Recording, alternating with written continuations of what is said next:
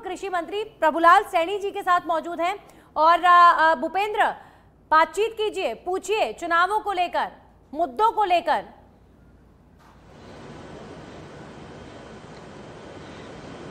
जी नंदनी, हम देवली उनियारा के आवा कस्बे में मौजूद हैं। पूर्व कृषि मंत्री प्रभुलाल सैनी यहाँ वोट देने के लिए आए हैं। भाजपा के पक्ष में इन्होंने मतदान किया है। हम बात करेंगे 7 सीटों पे मतदान, आज मतदान हो रहा है।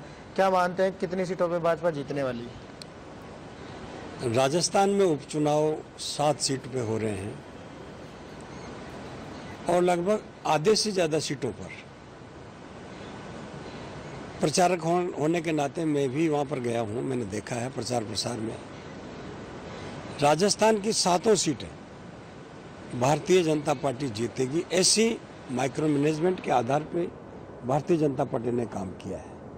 हम लोगों ने कोशिश की है कि केंद्र सरकार और राज्य सरकार की जो हमारी उपलब्धियां रही है, या राजस्थान में देखें हम तो भजनलाल जी की सरकार 11 महीने में जो काम हुए हैं, हमारी घोषणाएं जो हम लोगों ने पूरी की है, ये इस मतदान में देखने को मिल रहा है। लोगों में जो उल्लास है, लोगों में जोश है, और लोग इस प्रकार से आ रहे हैं जिस प्रकार वो स्वाभाविक तौर से भारतीय जनता पार्टी को मजबूती के साथ राजस्थान में स्थापित करना चाहते हैं।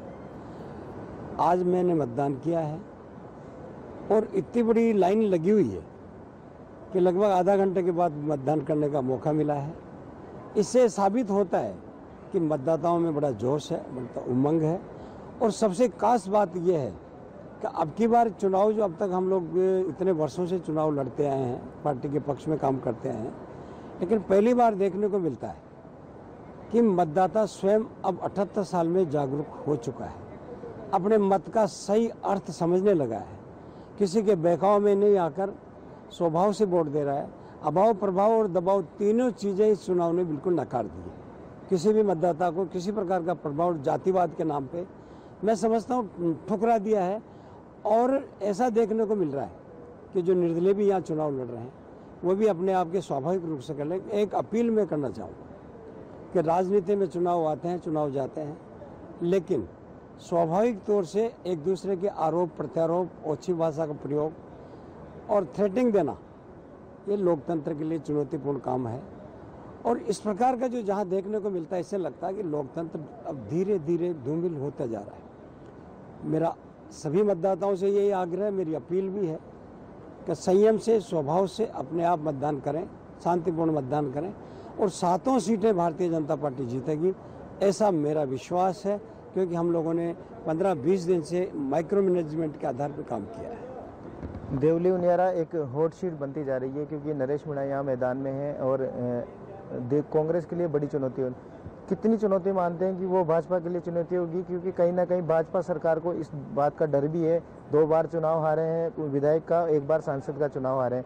पूरी फौज भारतीय जनता पार्टी की यहाँ उतरी है। अब मुख्यमंत्री, प्रदेश अध्यक्ष या पूर्व उप मुख्यमंत्री, कई विधायक यहाँ पर डेरा डाले बैठे हुए थे। किस तरह देखते हैं? क्या भाई ये क्या बात है? खोने को हमारे पास क्या है? 7 में से 6 सीटें कांग्रेस की थी। खोना है तो कांग्रेस को खोना है, बागी है तो कांग्रेस के हैं। भारतीय जनता पार्टी के इसका कोई फर्क नहीं पड़ेगा। नरेश जी मीणा निर्दलीय के रूप में चुनाव लड़ रहे हैं, उनका खुद का अपना एजेंडा है, उनका खुद का अपना काम है। कांग्रेस अपने आधार पर चुनाव लड़ रही है।